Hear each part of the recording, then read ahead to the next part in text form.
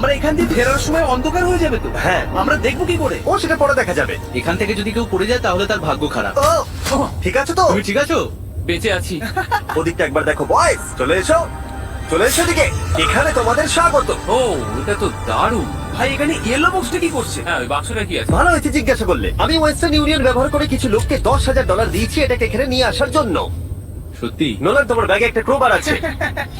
কি মনে হচ্ছে ভেতরে কি আছে? জল জল। তুমি জানতে যে আমাদের জল শেষ হয়ে যাবে, সেই জন্য তুমি এখানে এক্সট্রা জল রেখে দিয়েছো। সেটাকে খোলার সময় বলি, ওয়েস্টার্ন ইউনিয়ন ডাউনলোড অথবা সাইন আপ করার এটাই সব থেকে ভালো সময়। তোমাদের ফার্স্ট ট্রানজাকশন হলো ফ্রি। তাই westernunion.com/MrBeast এ যাও। আমি এই ক্রেটটা জল আর খাবার দিয়ে ভর্তি করতে পারতাম, কিন্তু আমি তার থেকেও ভালো কিছু এখানে নিয়ে এসেছি। ম্যাক, এই ছবিটা দেখে তোমার কিছু মনে পড়ছে?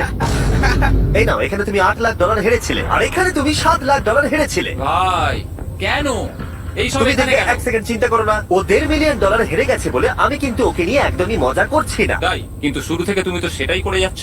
আমি এটা এই জন্য করেছি যাতে তুমি জেতার আরেকটা শেষ সুযোগ পাও। কি বলছো? কিন্তু এটা তোমার শেষ সুযোগ। তুমি আমায় আরেকটা চান্স দেবে? হ্যাঁ, তোমার শেষ আমি চান্স। আরেকটা চান্স পেয়েছি। আমার লাস্ট ভিডিও দেখলে কমেন্টে শুধু লেখা আছে, দেখতে পাবে ম্যাককে ফিরিয়ে আনো, ম্যাককে ফিরিয়ে আনো। আশা করি তুমি জিতবে। আরো একটা চান্স পেয়েছি। তোমার চান্সের থেকেও বেশি ইম্পর্টেন্ট। চলো এই জায়গাটা একটু ঘুরে দেখা যাক। আরেকটা চান্স ভাই, এবারে কিন্তু আমি জিতে দেখাবোই। এই বিল্ডিংটা প্রায় 100 বছরের পুরনো।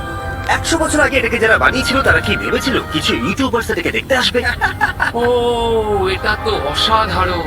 ক্যাকটাসটা উপরে কি করছে? ক্যাকটাসটা কি হামাগুড়ি দিয়ে উপরে উঠে গেছে নাকি ওকে কেউ রেখে এসেছে? ক্যাকটাসরা হামাগুড়ি দিতে পারে না জিমি। ওদের পা নেই। ও মাই গড। চলো অন্য দিকটাও দেখা যাক।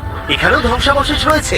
ভাই এখানটা একবার দেখো, গাছটা কিরকম দেওয়ালটাকে এদিক ওদিক থেকে পুরো জড়িয়ে ধরেছে। তোমাদের কি সবার এখানে ভালো লাগছে? যেহেতু আমি একটা চান্স পেয়েছি তাই আমি হ্যাঁ বলবো। ঠিক আছে, একে আমরা ছেড়ে দিলাম। তোমাদের দুজনের ভালো লাগছে? না, বক্সের ভেতর পিৎজা ছিল না, তাই না?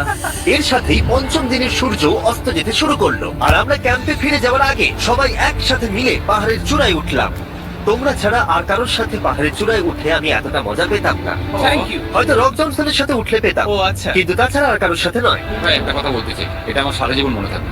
হ্যাঁ, আমারও। আমার মনে হচ্ছে এই দৃশ্যটা আমাদের পরিশ্রমকে সফল করলো। ক্যাম্প পরিষ্কার করে দিয়েছি, বৃষ্টির থেকে বাঁচার জায়গা হয়ে গেছে, নারকেলের জল আর খাবারও তৈরি, আর জলও যথেষ্ট আছে। অন্ধকার হয়ে আসছে, মানে আমি বলতে চাইছি এতটা দূরেও দেখা যাচ্ছে না। আমি জানি না যে ওরা এই মাউন্টেন পেরিয়ে অন্ধকারের মধ্যে জঙ্গল দিয়ে কি করে নিচে নেমে আসবে। এটা তো রাত্রে আরো বেশি ভয়ানক। আও, ক্যাকটাস, আও, কি হলো? কি একটা ছিল এখানে। কিন্তু এটা আমরা জানতাম না যে রাত্রের অন্ধকারে কাঁটা আমাদের কাছে সব থেকে বড় বাধা ছিল না। কিছু দূর পরে আমাদের রাস্তা শেষ হয়ে গেছিল, আর সেটা জঙ্গলের একদম মাঝখানে হওয়ায় সমস্যারও জটিল হয়ে পড়লো। আমরা এখন কোথায়, এবার কোন দিকে যাবো আমরা? দাঁড়াও, আমি তিনটে রাস্তা দেখতে পাচ্ছি। এইদিকে একটা রয়েছে আর এইদিকেও একটা রাস্তা রয়েছে। মানে তুমি নিশ্চিত তো? বলছো? কোন দিকে যাবো? আমার সেটা মনে হয় না। সবাই আমার পিছনে এসো, আমি একটা র্যান্ডম ডিরেকশন চুজ করছি। দাঁড়াও, আমার মনে হচ্ছে লেফটে যেতে হবে। ও, না, না, এদিকে? রাইটে যেতে হবে। আরে বৃষ্টি পড়ছে। সেদিন হয়তো আমাদের ভাগ্যটা বেশি ভালো ছিল, কারণ রাস্তা হারানোর সাথে সাথে বৃষ্টি পড়তেও শুরু করে দিল। তুমি ঠিক জানো তো এদিকে যেতে হবে? তুমি এদিকে এসো। কোথায় যাবো? আরে আমি বলেছিলাম লেফটে যেতে। এই চ্যান্ডেলার, আসো আমার সাথে। চ্যান্ডেলার, তুমি কতটা শিওর? 10% শিওর যে এদিকে যেতে তোমার হবে। মনে হয় না 90% বেশি ভালো? তুমি 90% শিওর? তাড়াতাড়ি করো, আমরা অচেনা পাহাড়ের উপরে দাঁড়িয়ে আছি। চলো, বৃষ্টি পড়ছে। এখন আমরা কি করবো সেটা আগে ঠিক করতে হবে। কি জানি। ও ভাই, আবহাওয়া কিন্তু খুব খারাপ। পা পিছলে যাচ্ছে কিন্তু। আমার মনে হয় না আমরা এই রাস্তাটা দিয়ে এসেছিলাম। ও, আমি এক্ষুনি পড়ে যাচ্ছিলাম। আমাদের ভাগ্য আর কত বেশি খারাপ হবে। বৃষ্টির মধ্যে আমরা পথ হারিয়েছি, তার সাথে আরেকটা চিন্তাও আমার মাথায় ঘুরছে। তোমাদের মাথার উপরে পৃথিবীর সব থেকে ভয়ঙ্কর গাছ রয়েছে। বৃষ্টির জল এই গাছ বেয়ে তোমার গায়ে পড়লে ত্বক পুড়িয়ে দিতে পারে। সবাই ডেথ অ্যাপেল সাপ থেকে সাবধানে থেকো, কারণ বৃষ্টি হচ্ছে। এখন আমরা কি করবো? দেখো, এই গাছের জল যেন গায়ে না পড়ে। ও ভাই, আমি 100% শিওর যে এটা একটা আপেল গাছ। তার মানে আমরা কাছেই আছি। আমরা সঠিক পথে হাঁটছি কিনা জানি না, কিন্তু এটা জানি আমরা ক্যাম্পের কাছেই আছি। এই দেখো বালি দেখা যাচ্ছে। Thank আমরা God. চলে এসেছি। ক্যাম্প কিন্তু ওখানেই আছে। সেনকে ভয় পাওয়ানোর একটা চান্স আছে। এটার কি আমরা অ্যাডভান্টেজ নেব? হ্যাঁ, অবশ্যই। ওকে,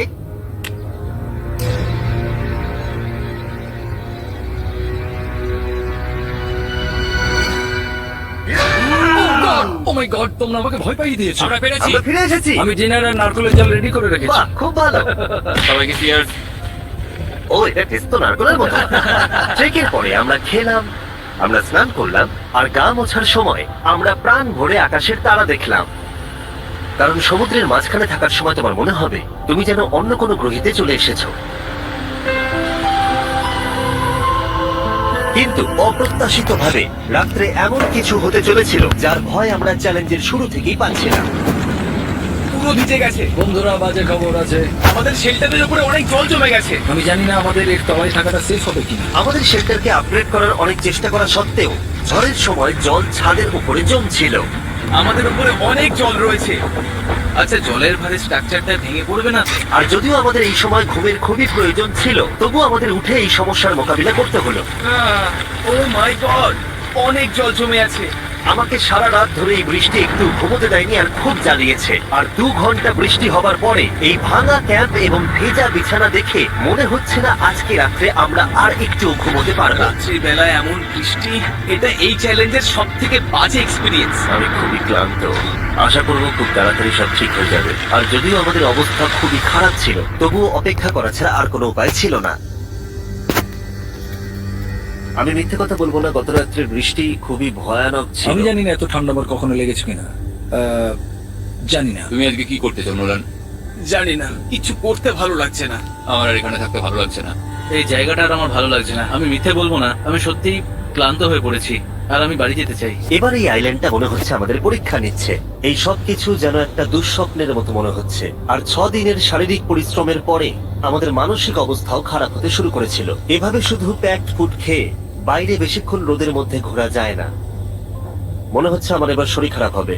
আমার সত্যি এটা মনে হচ্ছে। আমার মাথা ব্যথা করছে, আমি খুবই ক্লান্ত। এটা পরিষ্কার যে আমাদের কিছু কঠিন পদক্ষেপ নিতেই হবে যদি আমরা এই চ্যালেঞ্জটাকে কমপ্লিট করতে চাই। আমি একটা পিচ কোবলার খুঁজছি। আচ্ছা, তুমি কি পিচ কবলার খুঁজছো? এই দেখো, আমি একটা পেয়েছি। তাই সবার মুড ঠিক করার জন্য আমরা সবাই মিলে ক্যান্ড কোবলার খেলাম ব্রেকফাস্ট। দারুণ খেতে। হ্যাঁ, দারুণ খেতে, সত্যি ভালো। আর এই আনঅর্থোডক্স ব্রেকফাস্টের সাহায্যে চ্যান্ডলার খুশি হয়ে আমরা আবার আগের মতো হতে শুরু করলাম। নোলান, ভাই, তুমি তো সোজা গাছে মারলে। আর এটা ডিসাইড করে ফেলেছিলাম যে আমরা 6 নম্বর দিনটা কিভাবে সার্ভাইভ করব, একে অপরের সাথে মজা করে। এটা তো খুব গরম। আর আমি অনুভব করতে শুরু করলাম যে যদিও আমরা অনেক কষ্ট সহ্য করেছি, আমরা পৃথিবীর সব থেকে ভারী সিট কেন বেছে নিয়ে এলাম। এই পুরো ট্রিপটায় আমরা অনেক মজা করেছি, সবাইকে cheers। অনেক অ্যাডভেঞ্চার ছিল। এরকম মুহূর্ত পাওয়া খুবই কঠিন। আর যখনই আমার এই চ্যালেঞ্জের কথা মনে পড়বে, তখন হয়তো খারাপ সময়গুলোর কথা মনে পড়বে না, যতটা ভালো সময়গুলোর কথা মনে পড়বে। জায়গাটা বেশ ভালোই।